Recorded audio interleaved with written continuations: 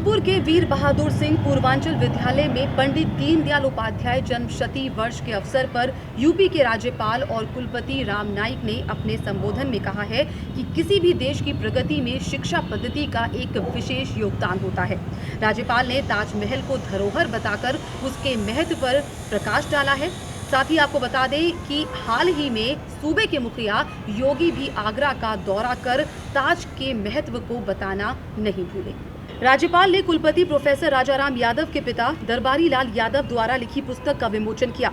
राज्यपाल ने मंच से बोल रहे बुंदेलखंड विश्वविद्यालय के पूर्व कुलपति प्रोफेसर रमेश चंद्र के वक्तव्य में राजनीतिक बातें होने के चलते राज्यपाल ने उन्हें आचार संहिता का ध्यान दिलाते हुए इस मंच से ऐसी बात करने के लिए मना कर दिया। चुनाव को ध्यान में रखते हुए राज्यपाल ने मतदाताओं को जागरूक करने का काम भी किया। उन्होंने कहा कि 5 ऐसे मतदान केंद्रों को राजभवन में सम्मानित किया जाएगा जहां सबसे ज्यादा मतदान होगा। मीडिया से बात करते हुए राज्यपाल ने कहा कि ताजमहल हमारी धरोहर है और अगर कोई उसकी अपेक्षा करता है तो ये नमक डालने का काम करता है, उसकी निंदा होनी चाहिए। संस्कृत विश्वविद्यालय में कुलपति द्वारा नियुक्ति पर रोक लगाए जाने के बारे में राज्यपाल ने कहा कि मेरे द्वारा और यूजीसी द्वारा कुछ गाइडलाइन दिए जाने के बाद भी नियम के विरुद्ध इंटरव्यू लेने के कारण संस्कृत विश्वविद्यालयों में कुलपति द्वारा नियुक्ति पर रोक लगाई गई है और अब प्रदेश में आदर्श आचार संहिता लग गई है।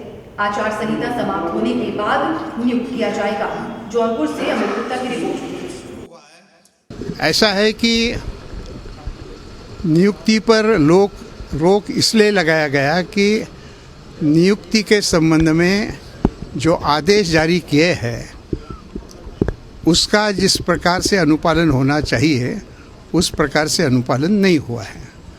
उसमें मुख्यतः बातें ऐसी है कि जिस पद्धति से नियमों में परिवर्तन करने के लिए कुलाधिपति के नाते मैंने और यूनिवर्सिटी ग्रांट्स कमीशन ने बताया है उसके अनुसार उन्होंने अपने रूल्स में परिवर्तन नहीं किया और पुराने एडवर्टीजमेंट के आधार पर उन्होंने इंटरव्यूज़ लेना शुरू किया था।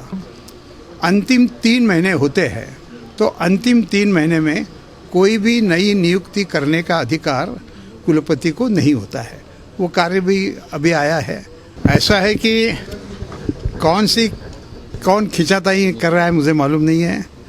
ताजमहल को राज्य सरकार ने अपनी भूमिका स्पष्ट की है, केंद्र ने स्पष्ट की है। कोई इक्का दुक्का इधर उधर कुछ बोलता है तो मैं उसको मानता हूँ कि इतना महत्व देने का कारण नहीं है। मैंने आपको कहा कि राजनीतिक सवाल मुझे क्यों पूछ रहे हैं तो वहाँ राम जन्मभूमि की कहाँ से आ गई। कोई विवाद करने का कोई फ़ायदा नहीं है। आपको जो शिकायत लगती होगी वो आप मुझे लिख कर दीजिए, उसकी मैं जानकारी प्राप्त करूँगा और फिर उत्तर दूँगा। मैं थोड़ा यहाँ हर विश्वविद्यालय को एक ऑटोनॉमी दी जाती है। तो फिलहाल मेरे साथ खबरों में इतना ही, लेकिन देश और दुनिया की बाकी तमाम खबरों के लिए आप बने रहिए नेशन 1 के साथ। दीजिए इजाजत।